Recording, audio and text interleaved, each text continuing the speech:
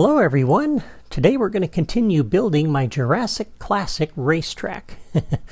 My goal for this video is to put down most of the terrain for the starting area and the swamp and hopefully the caves, but we'll see how far we get. Now, to start off with, to save a little time, I placed down a few pieces out of the terrain drawer. Let me pick these up one at a time so you can see which ones I'm working with. So we have a large cliff. We have this cave wall. We have the river piece.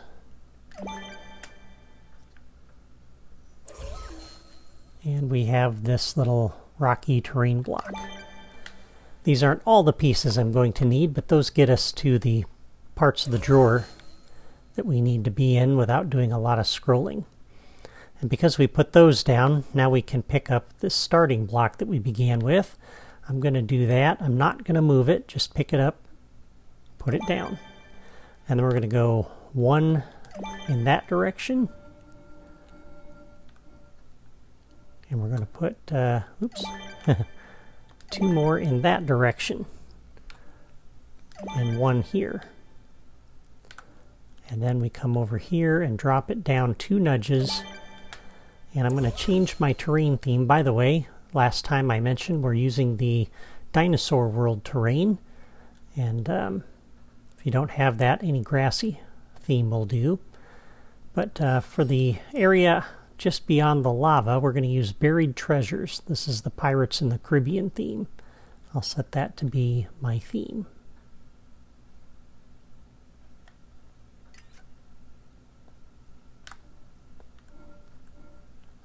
And we're going to place down a total of 4 of those. So just like you see there. And then we're going to come over here up against this wall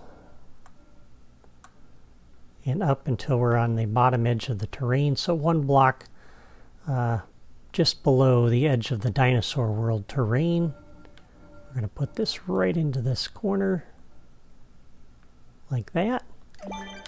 And we're going to do 3 of those. That's going to be for the interior of the cave. Alright, and then that blocks in that whole end of the toy box as far as the ground goes. Now, let's change our theme back to Dinosaur World. I'll set that to be my theme. Alright, I'm going to grab the next size smaller. We're going to come over here and drop this down right on the corner of this and right underneath the terrain like that. And then the next size smaller. And I'm going to put a total of 9 of these down. So 1, 2, 3, 4, 5, 6, 7, 8, 9. That's the border for the swamp. Okay, and then we're going to start putting in the river pieces. So I'm going to come pick this piece up. That gets me to that part of the drawer without having to do a lot of scrolling, which is really nice. We're going to drop this in here like this. And I'm actually going to select the pond 1. We'll flip that around like you see there. And then we'll grab the river and we'll put this here. And what I want you to notice when we do that, that creates the ridges across the road. So that's how we get the natural looking bumps on the road. These river pieces were designed based off of the Disney Castle intro at most of the Disney Pixar movies. And they have a kind of a bushy thing on the sides. And depending on your theme, they change it. So this one kind of looks like dinosaur scales or whatever. But when you come across the road, it sticks up through the racetrack. And that creates the nice bumps that we have. And when you use ponds and things, you have some angled things here, some curved raised areas there. So you can create some really interesting bump patterns on your racetrack doing it this way. And I laid this out on my course to try to show off some different ways you can do that. And so that one goes straight across the road, which shouldn't be too difficult because the players should be hitting those at close to head-on, which is good, not coming at those at an angle. If you hit them at an angle, of course, you can go sideways or whatever when you hit those, and you don't know where you're going to end up bouncing off to.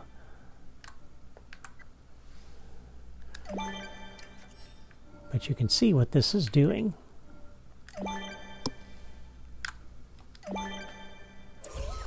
We've got some nice bumps there along the road, and that makes it an interesting natural challenge. Your other alternative for bumps is to use the speed bump toy out of the racetrack pieces drawer, but that just doesn't look natural. And I like this for a natural dirt course.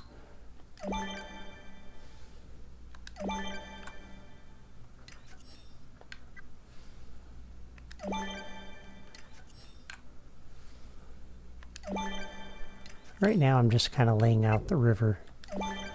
I designed this to be kind of a swampy type of area. And I put waterfalls over here on the end, which we'll get to in a little bit. But the idea with that was to make it kind of scenic as well.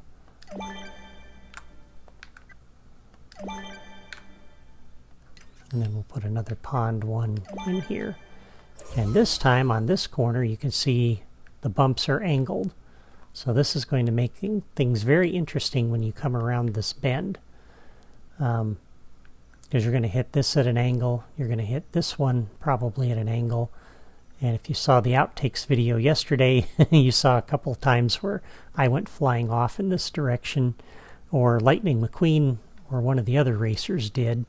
And it makes it kind of interesting because you don't know what's going to happen. All right, and then coming back up here,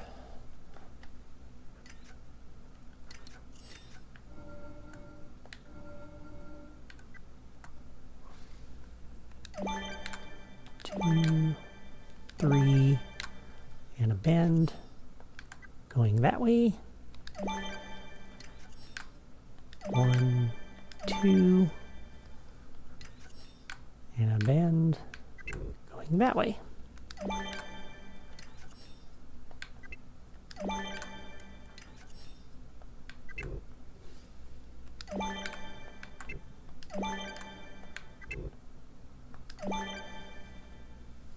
So hopefully this gives you some ideas about how you can use these river pieces to create some interesting obstacles on your racetrack.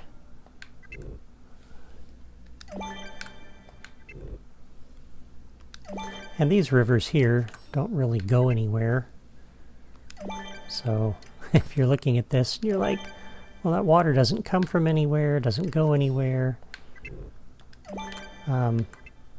Yeah, don't read too much into it. It's just for scenery, and players aren't going to notice anyway. As they're racing through here, they don't have time to be trying to analyze the terrain and figure out where the water's coming from. They're just trying to stay on the course. So that's sufficient. Alright, so now we got some nice watery areas, and that looks really good. Let's pick this piece back up, put it down, and we're going to come over here to this corner. We're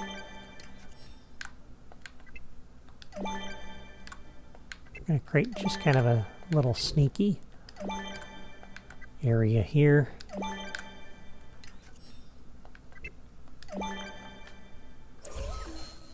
Just to add some bumps through this corner.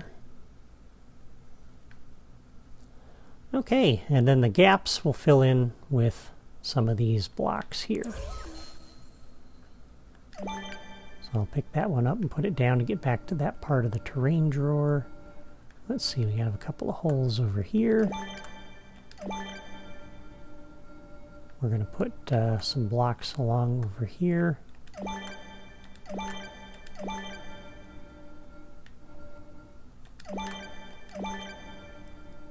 And we're just going to fill this area in.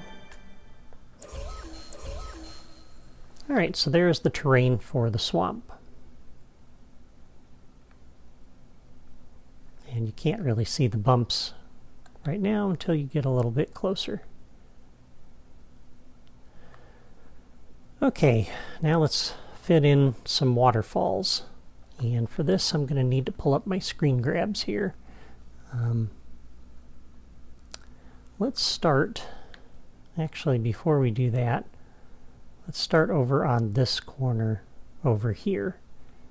I think that's going to be better. And we'll start with this long, tiny terrain block. Sorry for the little bit of delay there. I was finding the screenshot that I needed. We're going to stack that up too high. And then I want to come grab this little cave piece.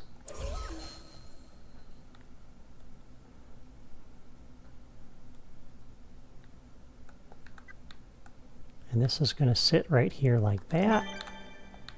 And right there like that. Okay.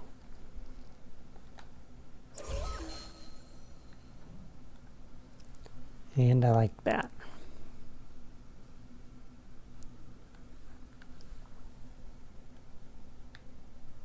And then we'll pick up our wall.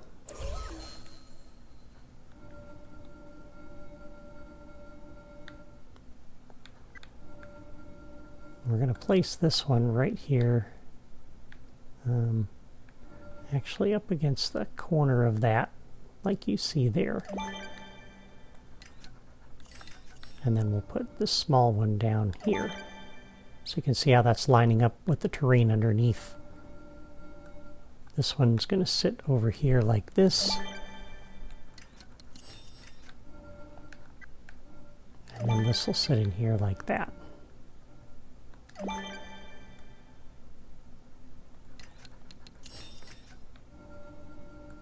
And there's the entrance for the caves. We'll get to that in a little bit, but for right now we're going to enclose this area because we don't want to see the lava over there. So we'll do that. And you'll notice this is right on the edge of the terrain there. So that's a nice flat surface along that wall.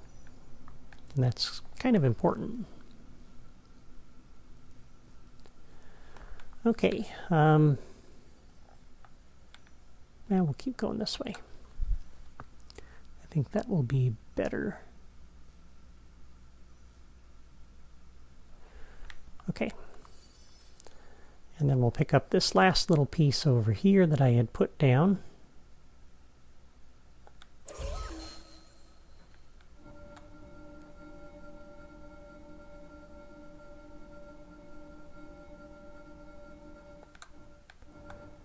We're going to put this on the corner like that. And another one like this. Just creating some visual interest there. I'm going to pick up the block underneath of it. Put that down. To get us back to that part of the drawer. And we're going to grab this little narrow block here. We're going to place that up here like that. Okay. And then this piece is going to sit right next to that in that corner, like you see there.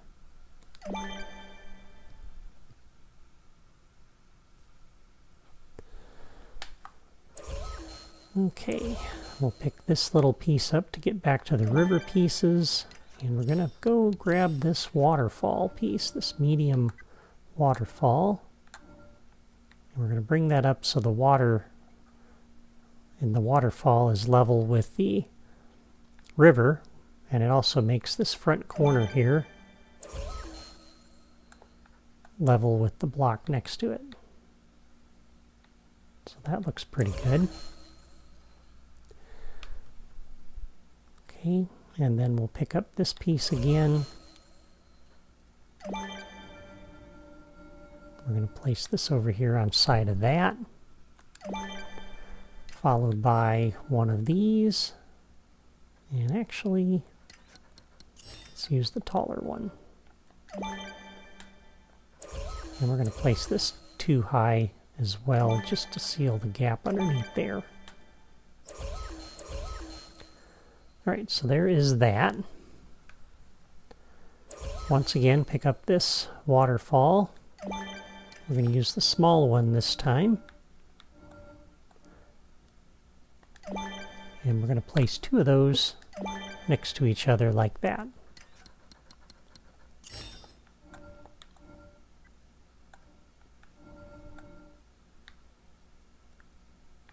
And then we're just going to kind of create a little river area back here. The player isn't actually going to see this, but just kind of makes sense. I want it to look natural when we put the levels in here, because that waterfall's not necessarily that tall. But if we add some additional waterfalls behind this, then it starts to look kind of impressive. Not that, again, the player is going to have a chance to really get a close look at this, but here we go.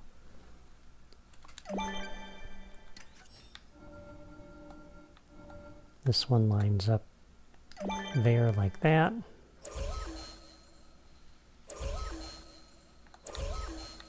Then we'll pick this piece up and put it back.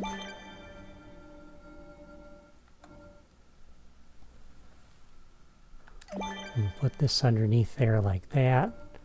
And then this piece, we're going to move it back about halfway back like that.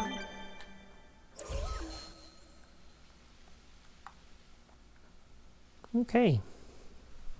And that looks pretty good. We can leave this open because the player is never going to see that. If it really bugs you, you can add a couple more of these back here to fill this little area in. But the player's not going to get up there. And then to cover up this very square front edge of this, we'll add some more of these along here. And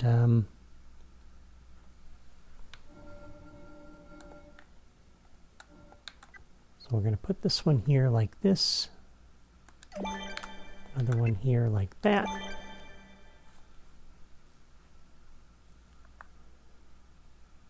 And over here, I want to add this one. And I'm not going to use too many of these because the player isn't going to get that close a look at this anyway in order to determine that it's very repetitive. Our purpose in doing this is just to make that not look so flat. And these pieces can do that without using a lot of them, which saves us some memory. Because the more variety of pieces you use, the more memory that takes up. And we'll put this little piece up here in this corner, just to cover up the flatness of that. And the flatness back here I am not worried about because this is going to get covered up with plants. Alright, so there is the terrain for the swamp area.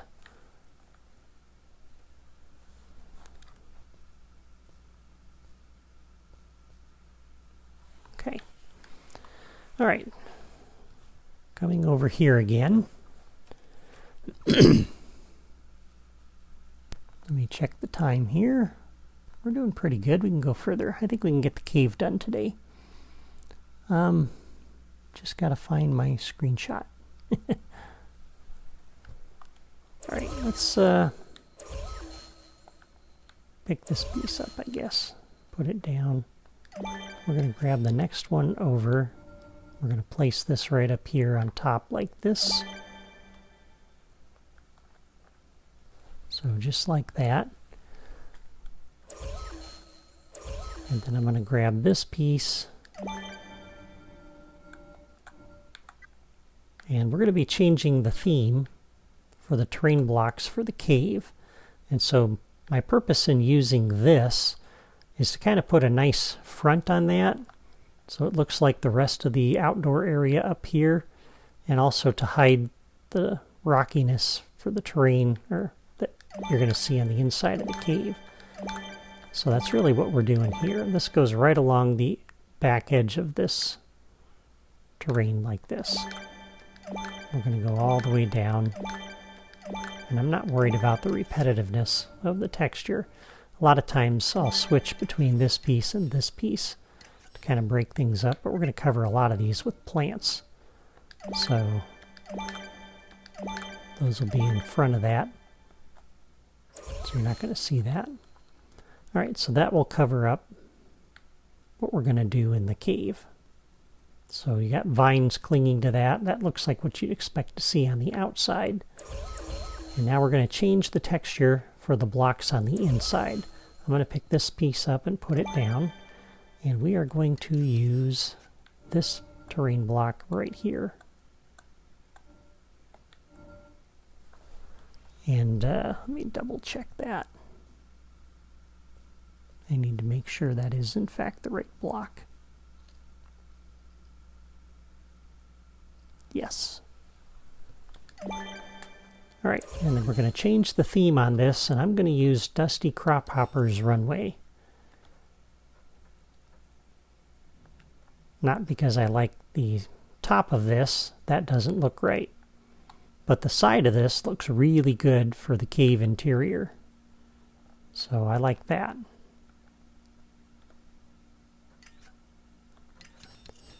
And then we're going to put another one of these right in here like that. I'm going to pick up this little cave piece. And we're going to run a row of these down. Flip it around. Run a row of these back in that direction. So now when you come through, the outside edge has the vines. When you get into the cave, now it doesn't. It's rock. And that looks really, really good. I like that. Okay, and then pick this up and put it down. We're going to put a couple more of these in here to plug that gap. Okay. Now, we want to get back to these, and we're going to use the same texture for the inside of the cave. The same block style. So we're going to place this here like this. And my goal here, I wanted to give the player some zigzag in here to maneuver around things. And so I'm building the cave so that the road makes sense. And it keeps the player from just ignoring the road and driving straight through here. So this serves two purposes.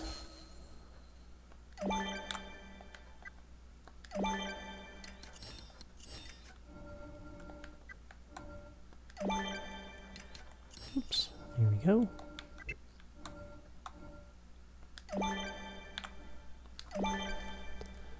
All right, so 1, 2, and then a half.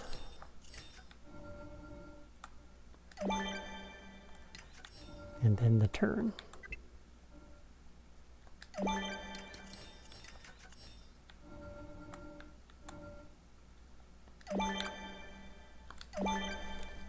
And then we'll stop right there. Okay, and then on this end,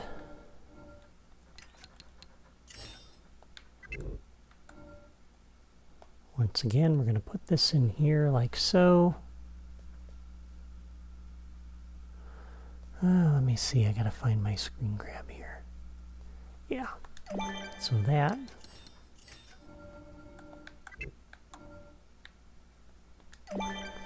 by that and the corner.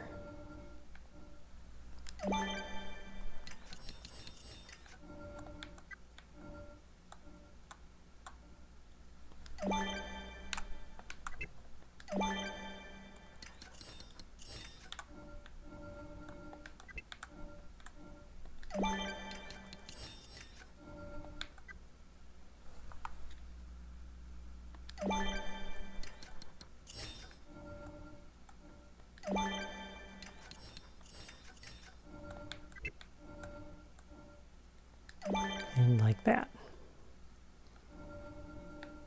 Okay, so that takes us around to the cave exit. And then once again, we are going to use this little piece for the cave exit.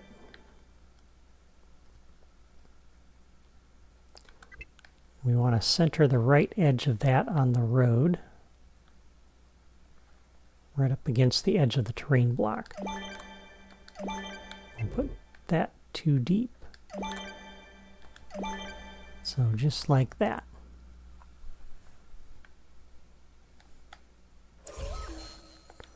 And then I'm going to pick this piece up and put it down to get back to that part of the drawer. We're going to use this terrain block. Like that. And this one on top of there to plug that gap. Okay, so there is that. Now because the player, they have to go to the right as they come through here, but there's nothing to keep them from going this way.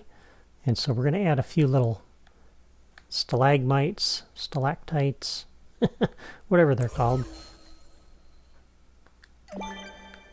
And we're going to add those in to try to make this something they have to avoid.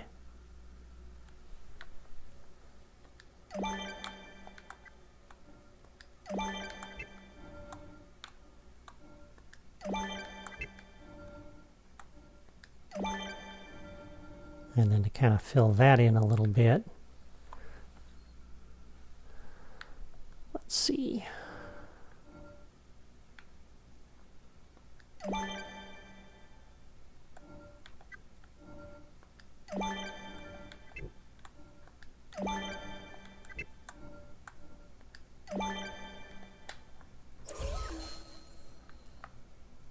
And they can try to zip through here, but making this turn isn't going to be real easy.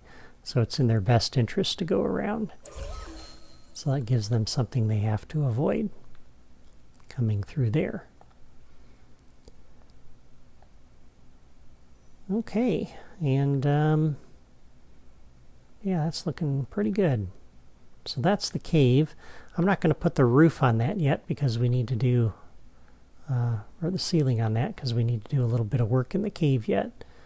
And it's going to be easier if we don't do that. So we'll leave that the way you see it there. And, oh, I did have one other one of these. Just because this area over here was kind of empty, I put this over just to kind of make this a little more difficult to navigate. Oops, not that. There we go. So that just kind of makes sense then. You got those stone pillars. And then we go out through there into the lava. Okay, and then one more thing I want to do, and I think that's enough for today. I'm going to pick this piece up and put it down. Grab the next size smaller. We're going to need a terrain block right here to kind of plug this gap a little bit. And I'm going to change this to be the dinosaur world.